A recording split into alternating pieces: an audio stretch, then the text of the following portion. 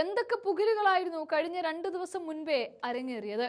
മാങ്കൂട്ടം വിഷയത്തിൽ പുരുഷാവകാശ കമ്മീഷൻ വേണമെന്നൊക്കെ വാശി പിടിച്ച് വലിയ പ്രകോപനപരമായ തരത്തിൽ തന്റെ സോഷ്യൽ മീഡിയയിലൂടെ പോസ്റ്റിട്ട രാഹുൽ ഈശ്വർ ഇന്ന് എവിടെ എന്ന് ചോദിച്ചാൽ ജയിലിലാണ്. ആരോഗ്യനില വഷളായതിനെ തുടർന്ന് ഹോസ്പിറ്റലിലുമൊക്കെയാണ്. ഇവിടെ സന്ദീപ് വാര്യരെ ഇപ്പോൾ പിടിച്ചുകൊണ്ടുപോകുമെന്ന തരത്തിൽ വാർത്തകൾ പരന്നിരുന്നു. തൊട്ടു പിന്നാലെ സന്ദീപ് വാര്യർ ഒളിവിൽ പോയി എന്ന് തുടങ്ങി പല കഥകളും ആരൊക്കെയോ അടിച്ചിറക്കി. എന്നാൽ ഇപ്പറഞ്ഞ ദിവസങ്ങളിലൊക്കെ തന്നെ സജീവ രാഷ്ട്രീയത്തിന്റെ ഒത്തുനടുക്ക് ഈ പറയുന്ന സന്ദീപ് വാര്യർ ഉണ്ടായിരുന്നു. 1, 2, 3 അക്കമിട്ട് നിരത്തിക്കൊണ്ടാണ് സന്ദീപ് വാര്യർ കളം നിറയുന്നത്. എന്തിന്? ഇൻഡിഗോ വിമാനം റദ്ദാക്കിയതടക്കം ജോൺ ബ്രിട്ടാസ് വിഷയത്തിൽ വരെ സന്ദീപ് കുറിക്കുകൊള്ളുന്ന അഭിപ്രായ പ്രകടനവുമാണ് നടത്തിയത്. പക്ഷേ രാഹുൽ വിഷയത്തിൽ എന്തൊക്കെയോ പുലമ്പി പറഞ്ഞുകൊണ്ടുപോയി എന്നല്ലാതെ ഈ തിരക്കിട്ട സമയത്ത് പോലും കോൺഗ്രസിൽ നിന്നും BJP-യിലേക്ക് പോയ പത്മജ വേണുഗോപാലിനെ കാണാനേ ഇല്ല. എന്നാൽ ഇവിടേക്കാണ് ഇന്ന് തന്റേതായ ശൈലിയിൽ വലിയൊരു അഭിപ്രായ പ്രകടനവുമായി സന്ദീപ് വാര്യർ എത്തുന്നത്. അത് കേന്ദ്രത്തിനിട്ട് കൊടുത്തുകൊണ്ടാണ്. ഇപ്പറയുന്ന പത്മജ വേണുഗോപാൽ ചേക്കേറി കൂടിയ BJP എന്ന പാർട്ടിക്ക് ഇട്ട് കൊടുത്തുകൊണ്ടാണ്.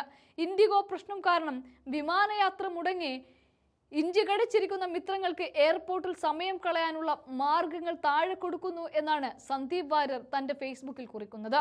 അതിലൊന്ന്, രാജ്യത്തിന് വേണ്ടി എയർപോർട്ടിൽ എത്ര കാലം വേണമെങ്കിലും തപസ്സിരിക്കുമെന്ന് പോസ്റ്റ് ഇട്ട ശേഷം വാഷ്റൂമിൽ പോയി പൊട്ടിക്കരയുക.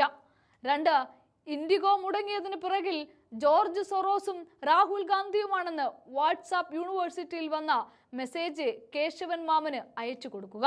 3, സംഘമിറങ്ങി. ഇൻഡിഗോക്ക് പകരം വാനര എയർ വരുന്നു എന്ന വടിയാർ സുനിയുടെ യൂട്യൂബ് പ്രഭാഷണം കേട്ട് ധൃതംഗ പുളകിതനാവുക.